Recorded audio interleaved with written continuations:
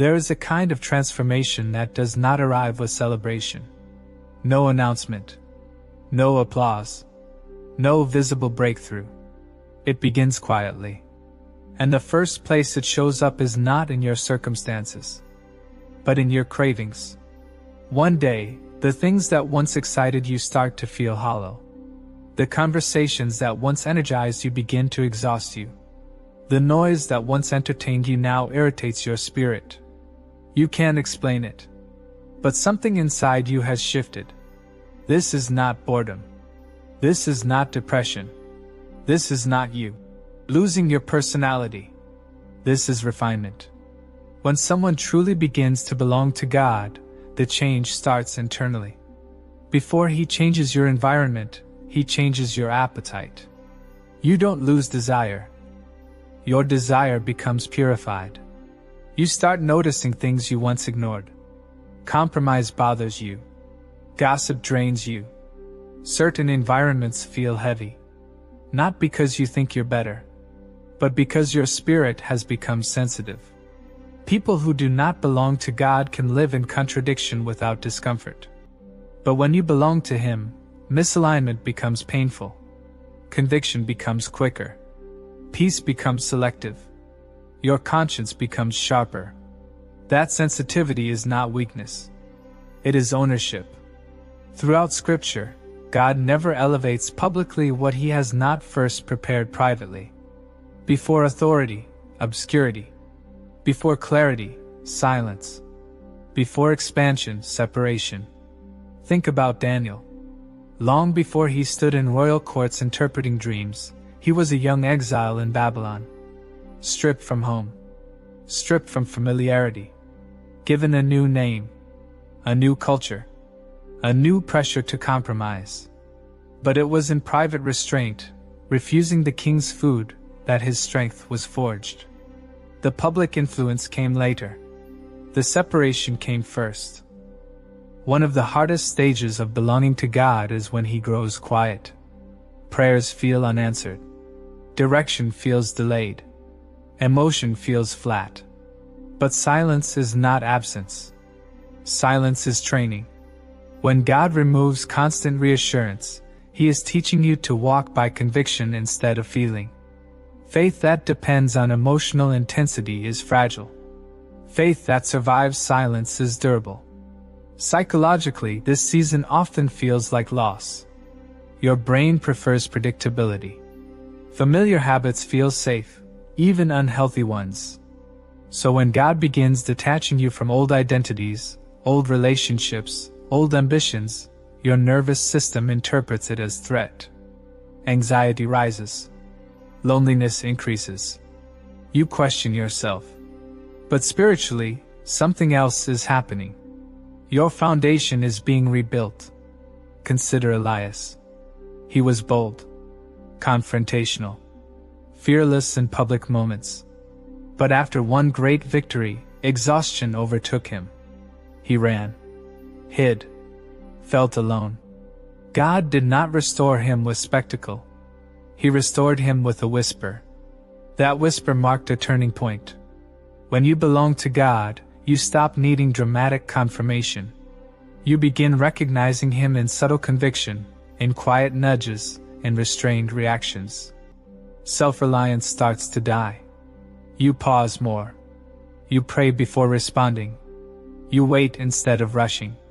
The world celebrates speed. God develops depth. Here is what most people misunderstand. Belonging to God is not behavior modification. It is identity transformation. When identity shifts, everything else follows. Your metrics change. You stop asking, "Will this make me look successful?" You start asking, "Is this aligned?" You stop chasing visibility. You start guarding integrity. You stop performing. You start obeying. From a psychological perspective, this is called value reorganization. When core values change, your preferences must eventually adjust or internal tension builds. That tension you feel? It is not confusion. It is construction. There is always a season where you feel misunderstood. Friends may say you've changed. Family may say you've become too serious. Others may interpret your withdrawal as pride. But what feels like isolation is often insulation. God reduces voices before He increases responsibility. He closes doors not to punish you, but to prevent premature exposure.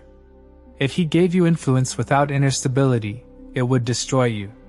So He strengthens you in hidden places. Another undeniable sign of belonging is how you begin interpreting suffering. Before, pain felt like rejection. Now, it feels instructional. Not all suffering comes from God. But surrendered suffering is always used by God. Instead of asking, "Why is this happening to me?" you begin asking, "What is this forming in me?" That shift is maturity. Pain stops defining your identity. It starts refining your character. You become harder to shake, not because life is easier, but because your roots are deeper. Something else happens quietly. You become less reactive. Things that once would have triggered you now meet a pause. You respond slower. You speak fewer unnecessary words. This is not emotional numbness. It is spiritual anchoring. Your obedience is no longer mood dependent. Your faith is no longer excitement dependent. You don't need constant highs to believe God is present. You know. That knowing is heavier than emotion. There is a specific kind of loneliness that comes with spiritual growth. You outgrow certain conversations. You outgrow certain humor. You outgrow certain ambitions. But you haven't yet stepped into what's next. So you feel in between. That in-between space is sacred. It is the hallway between identities. Most people retreat back to comfort here. Those who belong to God continue forward, even without clarity. When God marks someone as His, He gives them something subtle. Quiet authority. It does not beg for validation. It does not compete. It does not strive. It rests. You may feel smaller externally, fewer distractions, fewer voices, fewer crowds, but internally you are becoming weightier. Heavier in discernment. Heavier in conviction. Heavier in peace. And peace that survives pressure is authority. If you recognize these changes in yourself, increased sensitivity to compromise, decreased appetite for noise, deeper discomfort with misalignment, greater patience, slower reactions, stronger internal conviction, less need for approval, more awareness of your own motives, then understand this clearly. You are not losing yourself.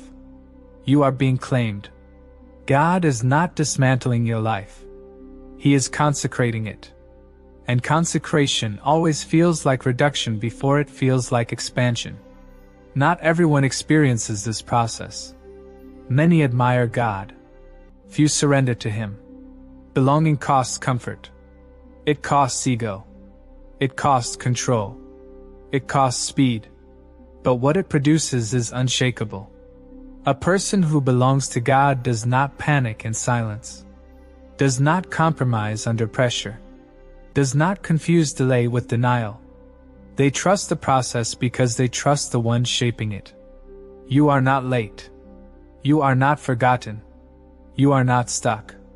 If things feel slower, quieter, narrower, it may be because your foundation is being strengthened. Before revelation, preparation. Before visibility, stability. Before elevation, purification. The changes feel subtle now. But one day you will look back and realize that quiet season was not emptiness. It was formation. And you were never alone in it. You were being shaped.